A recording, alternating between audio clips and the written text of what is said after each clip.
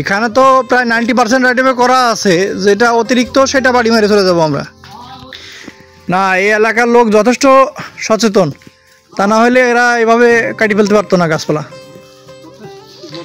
এই যে ঝড় হয়েছিল না, এই ঝড়ের সময় এরা কাটছে। হ্যাঁ,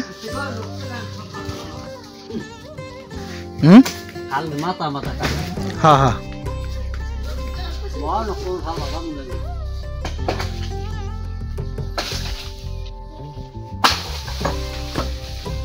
দেখো কারো মাথায় ফেলো না।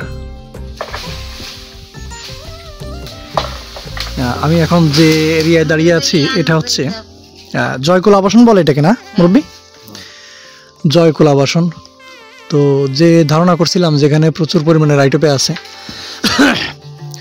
তো একটা জিনিস কি, ঝড় বৃষ্টির সময় অনেকে সচেতন, অনেকে বিদ্যুৎ লাইনের পাশে যেতে ভয় পায়। তো এই এলাকার লোক যথেষ্ট সচেতন, তা না হলে এখানকার যেসব গাছপালা ছিল ঝড়ের সময় লাইন বন্ধ ছিল দীর্ঘদিন, তখন কিন্তু স্থানীয় লোক তাদের নিজস্ব লোকবল দিয়ে তারা কিন্তু গাছপালা কেটে অনেকটা পরিষ্কার করে ফেলছে, যার কারণে এই এলাকায় রাইটপের পরিমাণটা অনেকটাই হয়ে আছে, অর্থাৎ পরিষ্কার আছে। তো তারপরেও যতটুকু সম্ভব আর একটু পরিষ্কার করে দিয়ে যাবো, যেন আগামী সিজনের আগে কোনো রকম দুর্যোগ হলে যেন লাইনে বিভ্রাট সৃষ্টি না হয়। তো সেই লক্ষ্যে আমাদের যারা কর্মী আছে তারা কিন্তু গাছপালা কাটতেছে। দেখেন, তুমি ডাল নিয়ে টানা আসা শুরু করছো কেন? ডাল কি তোমাদের গাছ? আচ্ছা, নাও।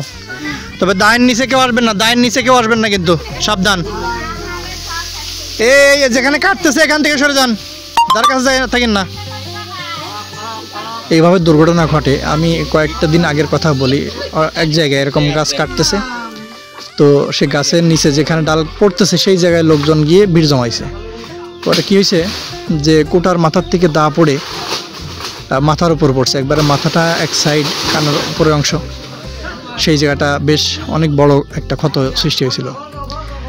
তো এরকম যখন আপনার এলাকায় বা আশপাশে কোথাও এরকম গাছ কাটবে বিদ্যুৎ লাইনের পাশে, কখনো ডালের নিচে বা যেখানে গাছ কাটতেছে ডালটা সেখানকার নিচে কেউ অবস্থান করবেন না, নিরাপদ দূরত্ব বজায় রাখবেন।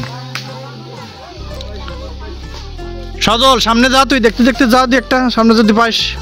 এটা কি গাছ? এটা কাট, ওইটা কাট, দামাদাম কাট, ওইটা কিছু থাকে যেন না থাকে, যেগুলো দরকার সেগুলো কাট। একবারে এলটির মধ্যে জড়াই আছে।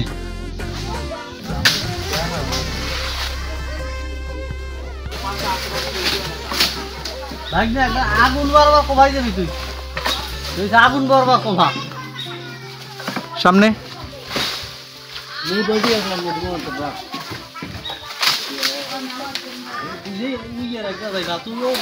ওসব থাকে। এই পাশেরটা করবো, এই পাশেরটা হালকা কিছু ডাল দিতে হয়, রাখতে হয়।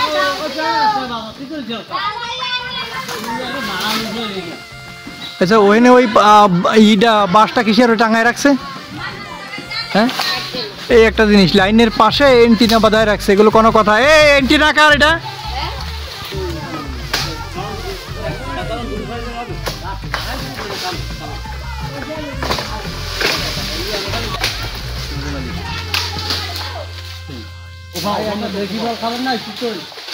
কি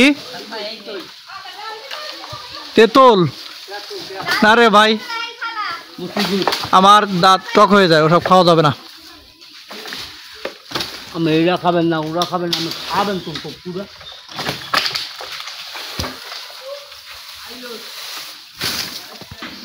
এখানে দেখেন, এই যে লতা, অর্থাৎ এই মাটি আলু যে গাছগুলো সেগুলো লতায় বেঁধে খুঁটিতে উঠে গেছে। তো এইগুলো খুবই ঝুঁকিপূর্ণ কেন? এইগুলো উঠার পরে ট্রান্সফরমারটা গায়েটায় মিশে যায়, যার কারণে ট্রান্সফরমারগুলো নষ্ট হয়। লাইনে, বিদ্যুৎ লাইনের পাশে সব থেকে ঝুঁকিপূর্ণ হচ্ছে বাঁশ হচ্ছে সুপারির খোল, কারণ বাঁশটা অনেক দূরে থাকে, সেই দূর থেকে সামান্য বাতাসে কিন্তু এসে বাড়ি খায়।